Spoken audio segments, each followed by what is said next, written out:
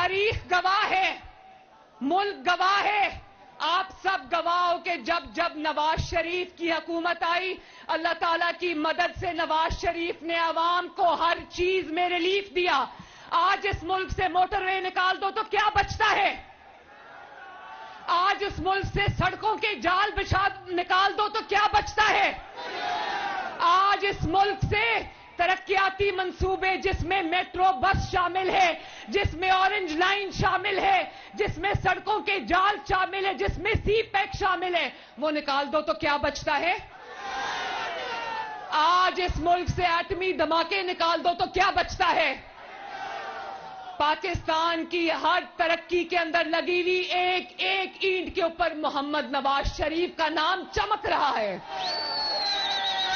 और 2000 मुल्तान वालों, 2013 में भी नवाज शरीफ को उजड़ा हुआ पाकिस्तान मिला था, हज को ले खाती हुई मईशत मिली थी।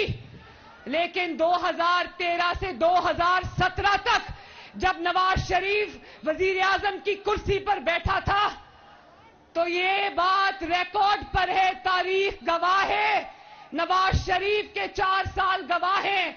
ना बिजली की कीमत बढ़ी, ना आटे की कीमत बढ़ी, 4 साल ना चीनी की कीमत बढ़ी, ना तेल की कीमत बढ़ी। बिजली देता है वतन का गरीब, हमारे सबके दिलों की धड़कन नवाज शरीफ, हमारे सबके दिलों की धड़कन नवाज शरीफ। 75 साल में नवाज शरीफ की वाहिद हुकूमत थी, वाहिद, जिसमें 4 साल आटा 35 रुपए किलो रहा, चीनी 50 रुपए 55 रुपए किलो रही, और घी 140 रुपए किलो रहा। गरीब के घर में आटा, चीनी और घी इस्तेमाल होता है ना ज्यादा। वो भी वक्त था जब रोटी 2 रुपए और फिर 5 रुपए की मिलती थी। आज रोटी कितने की मिलती है? नवाज शरीफ ने भी आईएमएफ का प्रोग्राम भुगताया।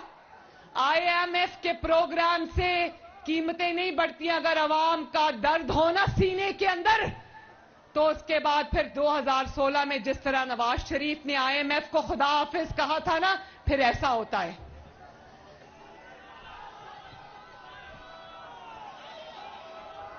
और एक मुआहिदा मुल्तान के भाइयों बहनों, एक मुआहिदा आईएमएफ के साथ इमरान खान भी करके गया।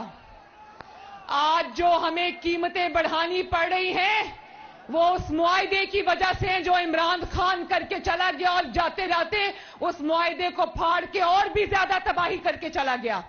आज आईएमएफ हमें कहती है कि इमरान खान ने जो धोखा दिया उसकी वजह से हम आपकी बात नहीं सुनेंगे, पहले कीमतें बढ़ाओ उसके बाद पैसे देंगे।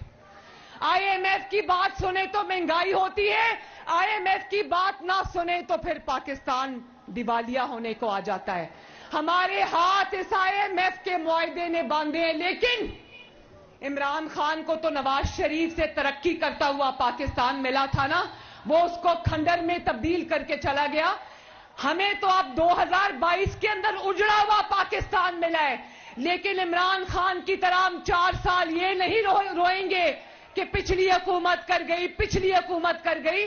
हम आपको हकायक जरूर बताएंगे, क्योंकि आपको हकायक का इल्म होना चाहिए, मगर हम आपको साथ ये भी बताएंगे कि जिस तरह नवाज शरीफ ने हर बार कौम को अल्लाह ताला के फजल से मुश्किलात से निकाला, इस बार भी नवाज शरीफ इंशाअल्लाह पाकिस्तान को निकाल के ले जाएगा।